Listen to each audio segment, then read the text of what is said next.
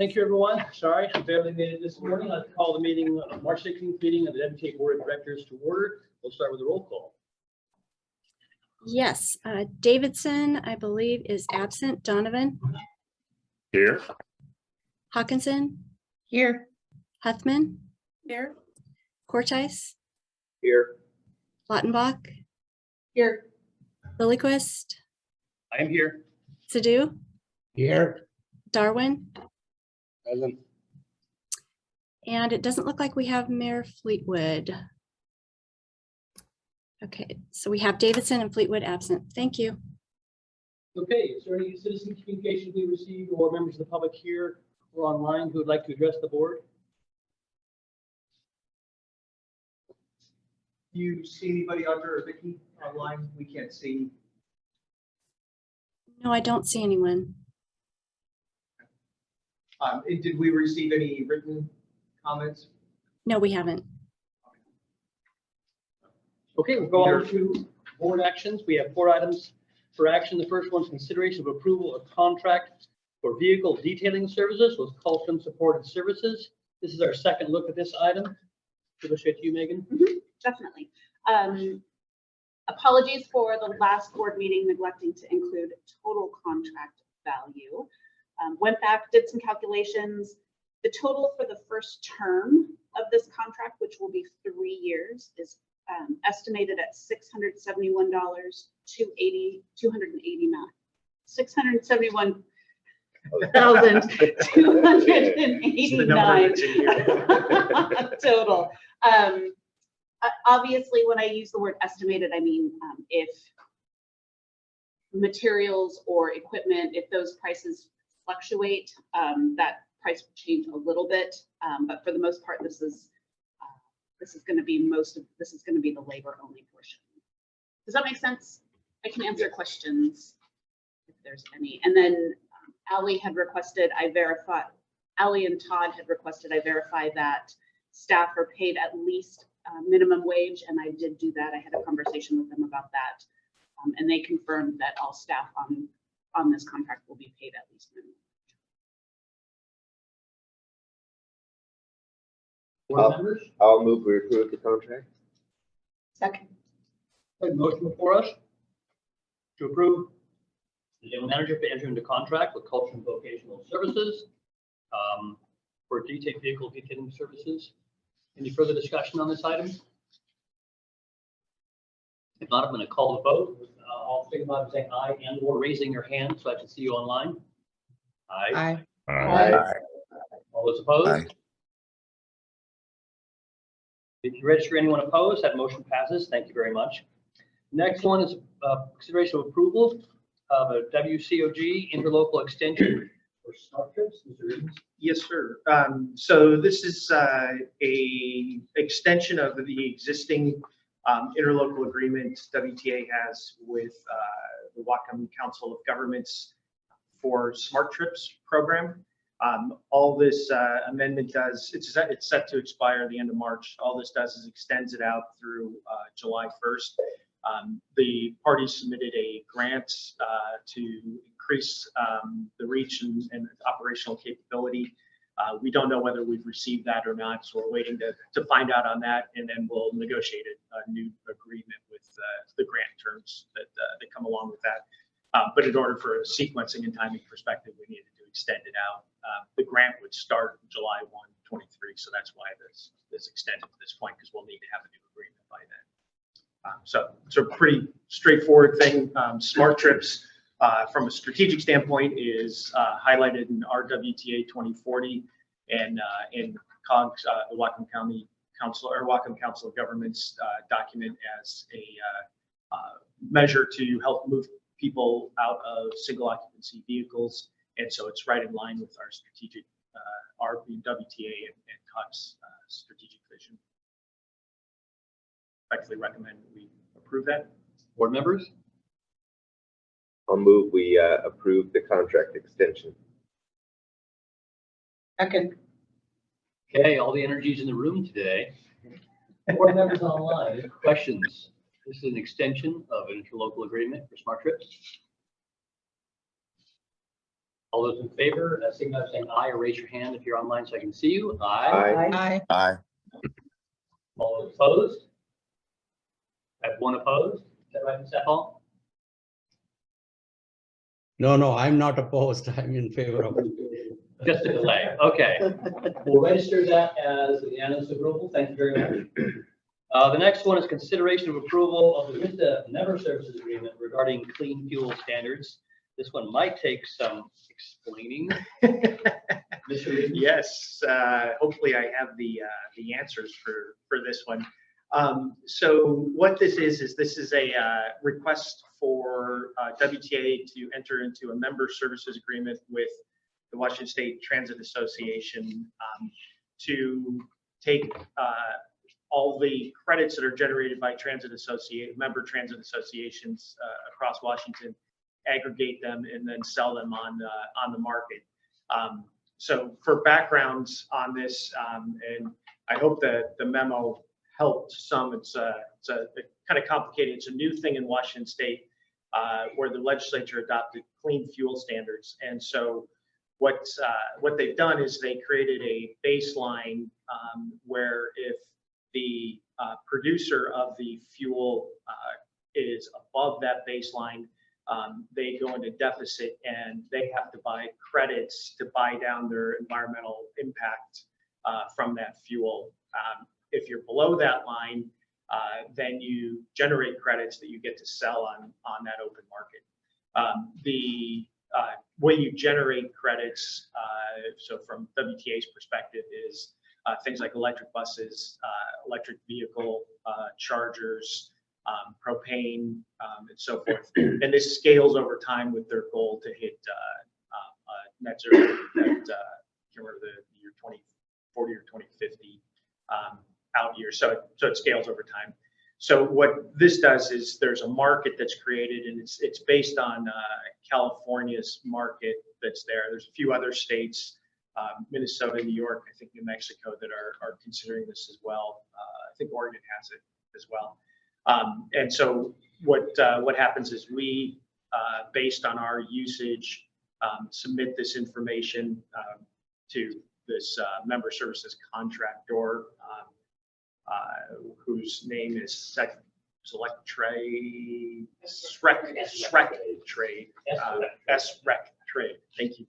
They need something easier, or at least I need more sleep. So then they would go out and market. The benefits of doing this is that we generate those credits and we can get revenue for it, which helps. It'll build over time as you have more alternative fuels that come on. It's really aimed at the 10 biggest producers, so refineries and those fuel producers. So what we do on this from a practical standpoint is we would have this program. We report our usage of electricity, propane, EV chargers, so forth to SREC Trade. They aggregate with all the other WISTA members, and then they go out on the open market and sell it. The benefit of that is those those debitors that have to buy want to buy in chunks because they have large amounts that they need to buy.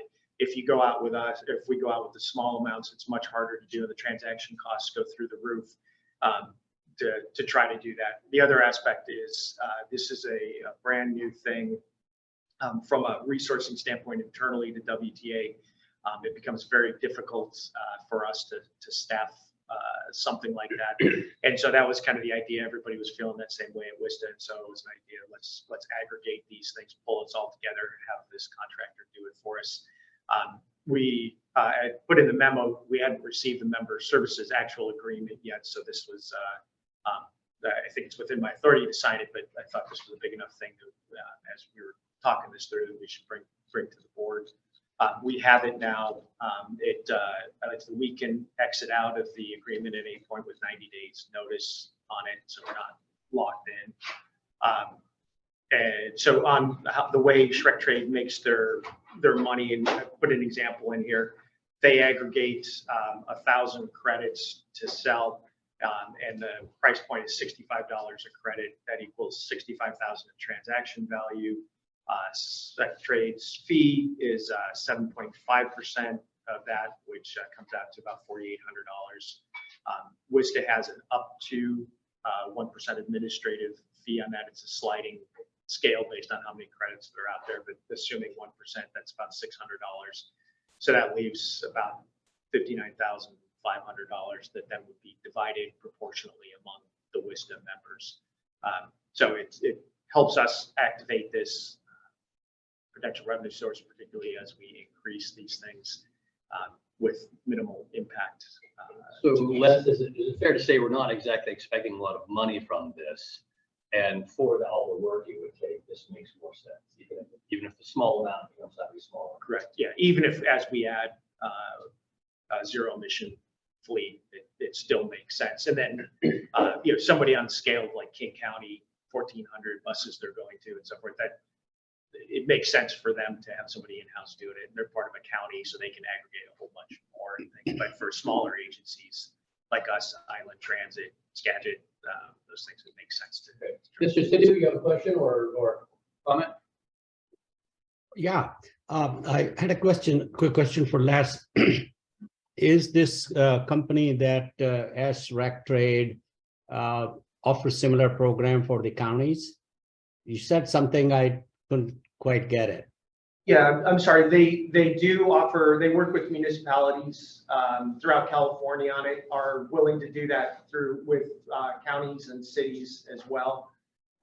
There is a potential here where it could get expanded to other county or city governments. Like for example, Everett Transit is a department of the city of Everett. And so they could make a decision, hey, we want to, as a city, go with Shrek Trade as well. So the opportunity is there to expand it based on interest. Yeah, this is great. That we'd like to explore that. Thank you. Okay. Thank you. Do you have any clue of how many credits we might get in a year, or what does an electric bus get for credit? Yeah, so they're estimating, I think it was about $3,000 would be their estimate at the $65 per credit and the amount that we would generate on that. 3,000 so 3,000 to 5,000, I think. per year. Per year, yeah. Per bus. Per bus. Yeah, and then the more chargers you get, it's at a lower rate. Okay. So I think the propanes they estimated would be about like $250 per vehicle, which is across 40 odd paratransit buses. Not a lot of income. Not a lot of income. As we grow with the zero emission, it could. And this gets our foot in the door and gets us part of it. And the other thing is we don't want to lose. Well, we don't want to lose those credits over time. This is a relatively painless way for us as a staff to be able to participate in this and see whether it works or not, and whether the market works as it did in California. Okay. Thanks. So we're looking for a motion for a member service agreement with WISTA, and then WISTA will be contracting with SREC. Correct. I'll move approval. Second. Thanks, Ally. Todd, any further discussion? All those in favor of authorizing the general manager to enter into a member services agreement for these clean fuel standard energy credits, signify by saying aye or raising your hand. Aye. All those opposed? Okay, so that passed unanimously. Thank you very much. And then the fourth action item is also returning to us for further discussion. This is consideration of approval of a line of credit guideline. So this is some policy we asked for with regard to the line of credit, which we did actually approve the line of credit. We did, yes, back in So we November. have a line of credit. Now let's put some guardrails on it. So the board back in November authorized the renewal of the line in credit. And during that discussion, the board said, what are the kind of parameters, guideposts around use of that? So we went back, talked to our finance council and talked it through with them and formulated what you see here. So the four kind of parameters on that would be that it would be for paying invoice, and these are all ands together, must go together on these, but paying invoices that are for budgeted vehicle purchases. So the board would already have approved the budget for that, and that the purchases themselves have been approved by the board. Therefore, limited to fixed route and paratransit vehicles that are reimbursable by the FTA. We would only use it if our cash holdings were below 12 million. So this is really kind of an emergency kind of usage on that. And then obviously I'd report that we would be using that. So those are kind of the parameters on that to keep the board, make sure they're already authorized expenditures. And then this becomes a financing mechanism to do that, make sure the board was aware. So if the board approves these, we will put those into an operating policy and have those implemented. So standing by for questions, and hopefully this hits what the board was looking for. The hot buses, are they considered paratransit, or they're outside of this? I'm looking to our technical expert in here. It depends on how you're selecting it. They do fall into the same demand response mode for FTA. And we have these FTA funds in the past. So potentially If we Change those to, change it to say revenue vehicles or something that's more inclusive. But this is probably good enough then if it covers it. and those are much smaller values. Yeah. So Are you okay with sticking with the language the way it is, or would you rather see? Yeah. I don't think that we would use this for those smaller. Because of the smaller, the amounts. much smaller dollars. I'll move approval then. I move approval. Okay, we have a motion and a second before us, Mr. Donovan. Yeah, I mean, I do not oppose, I'll support this. I'm just trying to understand what is the problem right now that this fixes? I think the problem is we don't have a policy. We have a line of credit and it's not spelled out how and when we use it. But is it when we do vehicle purchases or something, we don't have something liquid quickly available, so we need this? The problem when the line of credit was originally done back in 2020 was as an emergency kind of basis, and there were some issues that potentially could be used, and so it was thought that it was a good idea. Then this was just, it was an extension of just to keep it viable in case we needed it. And so the problem that this solves is just making sure that there's adequate board oversight with this on how and when it's used, to make sure that we're sequencing it correctly and using it as an emergency tool. We don't anticipate using it this year, but it's nice to have that tool just in case. Does that answer your question, Todd? Sort of? Yeah, I guess so. Thank you. Eric? Oh, you're muted, Eric. Can't hear you. I'm still unable to hear you. He's not muted, but there's some connection issue. No. Eric, can you use the chat function maybe? We could read your question into if you type it in chat.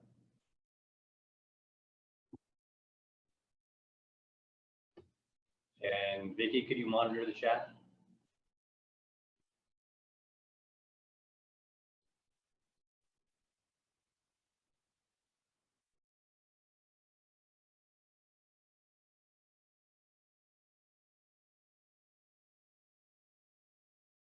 So he is asking, how did we come up with the 12 million cash amount?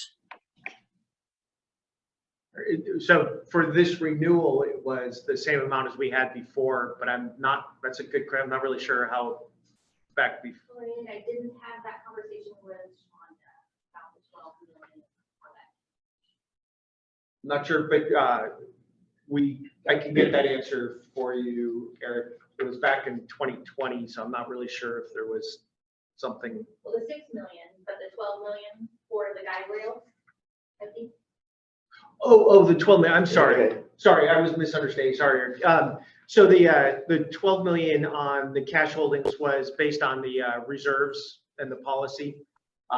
So it was making sure that we had liquidity, we had enough in the operating reserves and so forth. So for as an emergency, that's when we would tap into it.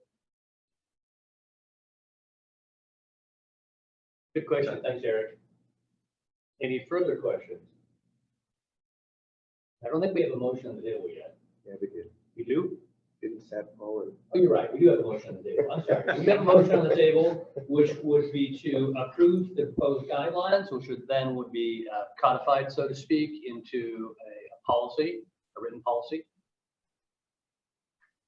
All those in favor of the motion signify by saying aye or raise your hand. Aye. Aye. All those opposed? See no one in opposition, that passes unanimously. Thank you very much. Thanks to Erin for her help. Yeah, thank you. Final action item for our reports is the consent agenda. I move we pass the consent agenda. I'll second it. Thank you. A motion before us to pass consent agenda, which consists of the routine expenditures and approval of the board minutes from our February meeting. All those in favor signify by saying aye or raise your hand. Aye. Aye. All those opposed? Consent agenda is passed. Thank you very much. We now go on to reports of the board. The first of those is the sustainability plan. Thank you very much.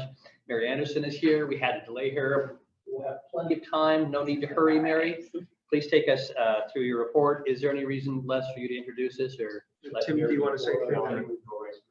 Thank you. Thanks, Erin.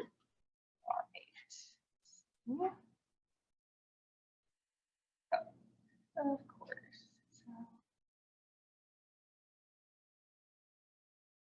Swap. Wait. Oh, okay, sorry. It looked at first, it looked like it was showing the notes. Okay, all right, thank you, everybody. I'm really excited to be here today to talk about the sustainability plan that I've been working on. Minimize this. All right, so I am the senior transit planner here at WTA, and just to give you a little bit of my background of why is it that I'm working on the sustainability plan. So I got my bachelor's of science in environmental science at what is now called the College of Environment up at Western, and subsequently have worked on transportation projects since, but still have a big love for environmental science. So as soon as I heard that agency was going to do a sustainability plan, I maybe very eagerly kind of raised my hand and said, pick me, pick me. Okay. Oh, sorry. What's that? Okay, there we go. All right, so is that okay? Yeah, just going. Just like delay. It's just a little delay, great. So I've been working on this for about the past 10 months, along with a cross-departmental project team. And today I'm going to highlight some of the information that is in the plan, which is still draft, so you don't have a copy of that yet, but we hope to get that to you soon. And we have baseline emissions, a waste audit, solar panel feasibility, goals with strategies and metrics. And then also part of the plan, but what I won't be covering today is the zero emission fleet transition study. Okay, so bear with me with some of these graphs. I've been diving in deep with them, so they make sense to me, but I know they take a little bit of explaining. So please, after I explain what they are, let me know if you have questions. So this graph shows annual tailpipe emissions and estimated reductions in personal vehicle emissions. So to calculate historical annual vehicle emissions, an inventory was compiled, which included every make, model, year, annual miles driven, and total gallons of fuel consumed for every single vehicle that WTA has owned and operated from 2009 through 2021. And then the 2022 Climate Registry default emission factors and the Environmental Protection Agency's diesel emissions quantifier online tool were used to estimate the emission from each of those vehicles. So the bar graph that is above that orange line there, kind of right in the middle there, that is what shows the tailpipe emissions from all of the WTA vehicles. And if you can't see the colors on the bottom there, the fixed route is kind of that dark blue. The golden color is paratransit, support is purple, and then van pool emissions are blue. So that's all what's above the orange line. And then the bar graph below the orange line shows the estimated emissions that are reduced by people using public transportation. So to calculate those emission reductions, we use the annual passenger miles traveled multiplied by 38%, which is from our surveys that we've done of our riders in the past. That's how many people said they would have otherwise driven. And then for van pool, I assumed that 100% of the trips would have been made by personal automobile. And then paratransit and staff don't have a emissions reduction due to the nature of those services. So the last 2 years there where the reduction is not so light, that's basically a reflection of the ridership being down. So each bus Correct. doesn't have quite as much savings. Yep, Gotcha. yep, exactly. Any other questions about this one? All right, and then this graph shows fixed route revenue miles compared to the fixed route vehicle tailpipe emissions. And the gray bar graph shows the tailpipe emissions per year, and then the blue line shows the annual revenue miles. And the thing to note here is that our fixed route revenue miles were nearly identical for 2009 and 2021. However, the tailpipe emissions were about 13% lower. And that's due to the incorporation of hybrid buses and electric buses starting in 2012. Any questions about this one? We can't see everyone, so if you can just Yeah. unmute and you can just ask. Oh, Amber, is there a question in the chat? I think Or that's- Amber, I think it's maybe. Eric's comment from before. Oh, okay. Thanks. No, I just want to make sure. Okay. So WTA owns 7 properties, and each of those properties have their own water, electric, and natural gas bill. And this graph shows the annual electricity use and then the associated emissions from the generation of that electricity. So to quantify the emissions from the generation of electricity, I applied an emissions factor. Each year, Puget Sound Energy has a different mix of energy sources. So there's a different emissions factor applied to the annual kilowatt hours each year. So that's why emissions might be higher one year compared to another year, even if the total energy use was lower. And the black line shows its annual kilowatt hours of electricity used at all of our sites. And then the gray bar that is below the green shows the emissions that are produced, the emissions from production of electricity for the 2 sites that we own that we don't currently have green power, or where we don't currently purchase green power. And then that green bar graph shows basically the emissions that are offset by us purchasing green power through Puget Sound Energy. CO2, I understand. What's CO2e? Oh, CO2 equivalent, yeah. So that's like All right. of all of the, yeah, all the others. I could give you that information later of what all of the other ones are. Okay. So one thing to consider when we're creating the baseline numbers for internal operations is the number of full-time employees. In 2009, we had 238 full-time equivalents, and by 2021, that number increased to 287. And as I understand it, we're fairly close to 300 now. So like I said, just something to think about when we're talking about waste reduction or electricity reduction, and how many employees do we have that are in this group. So as part of the study, we worked with Sustainable Connections and SSC to do a waste audit. And WTA produces waste through internal operations here. And then our passengers also dispose of waste on our buses, at our bus stops, and at our stations. And while WTA does already recycle many items, including paper, plastic, tin, aluminum, glass, cardboard, scrap metal from the shop, motor oil, and batteries, there is still room for improvement. And so some of the recommendations from the audit include to begin a Food Plus composting program to divert food waste and compostable materials from the landfill, to begin recycling plastic film.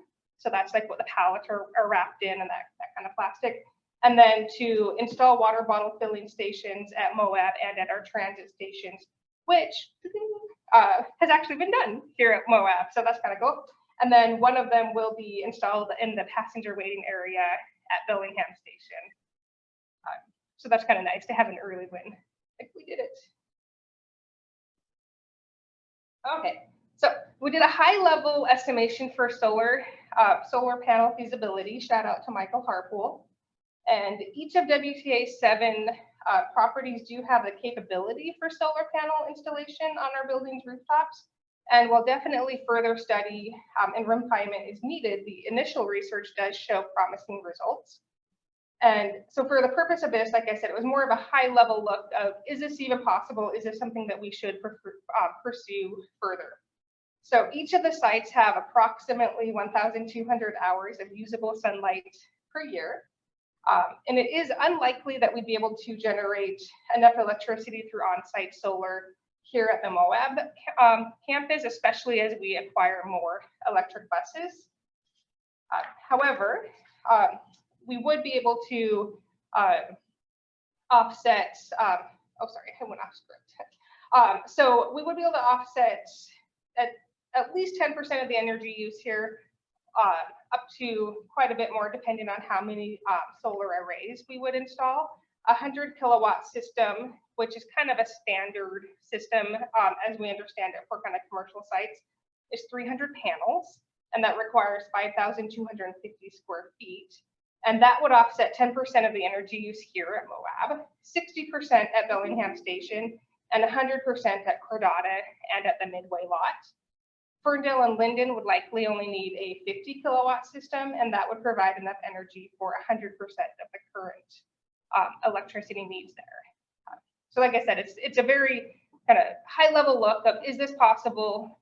So far, yes, it looks possible. And then we find out, then we do that deeper dive with facilities and others to see if it's something that we want to pursue.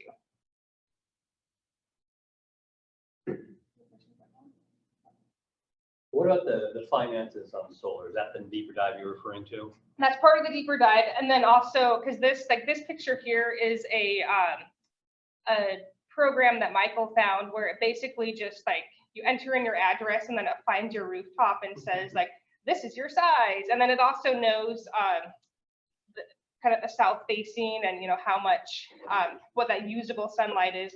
But then obviously like it doesn't know what is the angle, like what is your capacity of your roof and all of those different types of things that go into solar, the actual installation of it and the maintenance of it and all of that. But yes, definitely the grants and other financing pieces of it would be that kind of second dive in. So Meredith, if I could clarify that comment about solar feasibility for zero emission vehicles. Oh, yes. Yeah, thank you. With our study, we're finding the consultants are saying that there's no way with the current technology that we could use solar panels to charge our buses. It just can't handle the amount of load that would be required even if we covered the entire site solar panels. That's with the current technology. So that's not really feasible today. Yeah. And that the technology would have to improve significantly. One way that you could conceivably help with charging is to have some kind of battery element on site that could store the energy. Right? So that's the one area where you could start. Awesome. Thank you, Jim. All right. So in the sustainability plan, we have 4 goals along with 18 strategies and then associated tactics and metrics. And the strategies vary in the amount of effort, staff time, and expense they will require to implement. And each strategy has an estimated timeline of near term, so 1 to 3 years, midterm 4 to 6 years, or long term 7 to 10 or more years.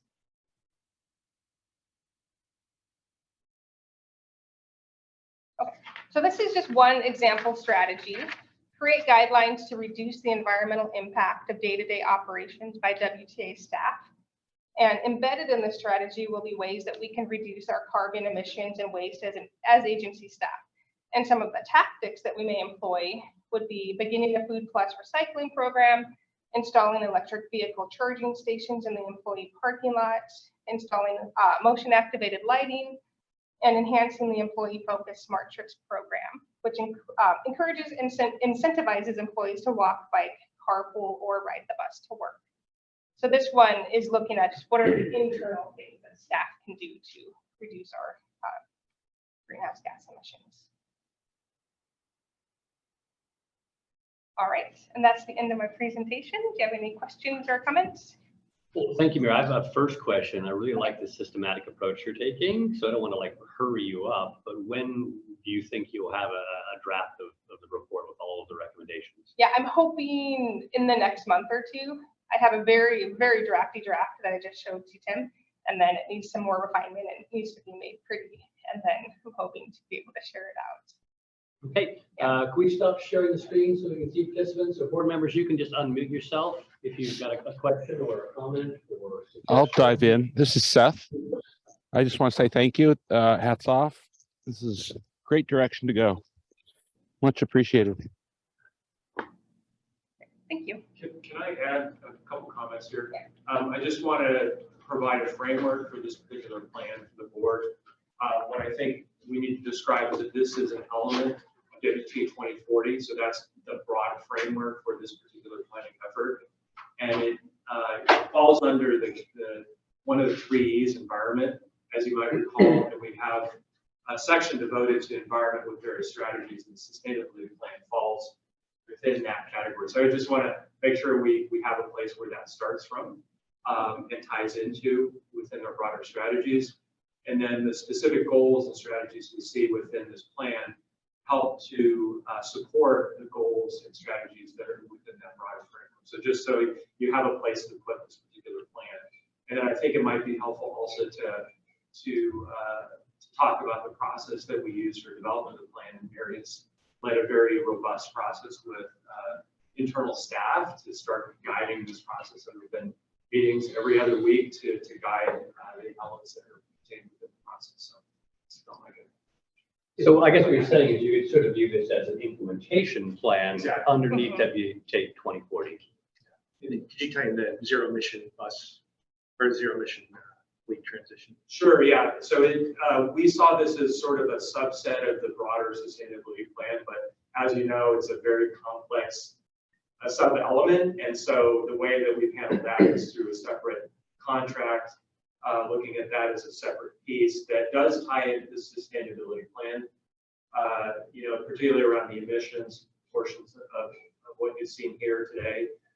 But you will be seeing that separately. And we're going to be taking a deep dive. I think we have a meeting on March 29th where we have the meeting set up. And we're currently working today with the consultants to get a draft plan ready for that meeting and have some strategies and some recommendations around that. So stay tuned for that. Thanks, Tim. Thanks. Any further discussion on this? We will be seeing you in a month or 2 or 3. I just want to thank Mary and the team who've been working very diligently on this and studying the county's plan and the city's plan and how we coordinate with that and so forth. So kudos. While work in progress, it's a good work in progress. Okay, I agree. Seeing no further discussion, we'll go on to the final item on the agenda and then ask if there's any other business, and that's the general manager's report. Yes, sir. So just to piggyback on Tim's comment, thank you to the board members for being able to give up another hour of your day on the 29th to talk about the zero emission fleet transition study. That's there won't be a decision at that point. It's information. There's a lot of information, and so we want to build in the opportunity to kind of digest that. So wanted to set that up. The other thing I wanted to bring up was Michael, Maureen, and I got back last night from the American Public Transportation Association or Transit Association legislative conference and some Hill visits with our delegation. So I wanted to report out on some of the common themes that we heard there, and then respectfully ask Michael and Maureen to supplement. I'd say one of the big themes that we heard, which was very encouraging, is that WTA 2040 is definitely aligned with FTA and USDOT's vision for transit into the future. So elements of 2040 around, no particular order, transit-oriented development, the zero-emission bus transition, high-frequency service, on-demand, And then one of the other things we heard was leveraging partnerships across to solve these complex problems like we're trying to do as a community really resonated across the spectrum of both the executive branch and legislative branch folks that we met with. Some of the interesting more details on that was met with US DOT's Department of Transportation's Build America Bureau, and they have some resourcing help, not only financing help to do some of these projects, but resourcing help on technical assistance. So helping survey assets to see what are the highest and best uses to meet that vision that can be done. How do you use it? How do you develop those to meet those things? And it's at mostly their cost to be able to do that. So that was great. It was encouraging to see, particularly US DOT and FTA, really recognize that a lot of transit agencies have these ideas where they want to go, but it's really hard unless you're a super large agency like Chicago Transit or something to implement those things and develop the capacity and capabilities to be able to do that. And so they're trying to help address that gap. So that was very encouraging. The other thing that they said is they're really encouraged because we're technically a rural agency from their perspective. So that enhanced from a financing standpoint, better financing terms that can come along with it, as well as their just kind of motivation to work with us because they don't get a lot of rural folks willing to or to talking to them at this point. So it was that part was very good. I think one of the things we also heard was that, which was kind of, at least from my perspective, very comforting, particularly on the zero mission, that every agency that was there is going through this, and the uncertainty in which technology is going to work. Is it hydrogen? Is it electricity? Is it something else? Is it a combination thereof? What is the range, and so forth? So there were some good opportunities to kind of talk through some of those issues. Also got an update that the Washington, Oregon Hydrogen Hub Department of Energy grants, or I think it's called a grant, but it's going forward. They made it to one of the final rounds, and as part of that, Department of Commerce, State Department of Commerce as lead, is looking at hydrogen up and down the I-5 corridor on that. So that was encouraging, but also it goes to that which technology part of things. So I will pause there for to see if Michael and Maureen have anything to add that I missed. I guess I would say, so we heard directly from the FTA administrator, directly from the deputy secretary of transportation. We heard directly from the infrastructure lead out of the White House. So we were hearing, directly from top of the administration as well as our congressional representatives. And it was I think it was a very different theme or feeling this year, rather than going to DC and hoping to, ask, beg, plead, make our case. Instead, through the significant legislation that's been put out, Congress has already created billions of dollars of opportunity. And so the ask was the other way around. It really was, we've given the opportunity, take the money, show us the results, report it back to us, let us know what you're doing. We really need to hear back that this is working and how it's working. And so it was a funny tone that was changed. It was the other way around. They were like really rooting for us. And rather than going, for example, and saying, hey, can you make a program? We kind of have this need. You go to the Build America Bureau folks, and they've already got the program we need. And they're saying, like, here it is. I've got it. Please call us. You make use of this. So that was very, very encouraging, right? There seems to be great alignment. And as Les was saying, what we're discussing is what everyone is discussing.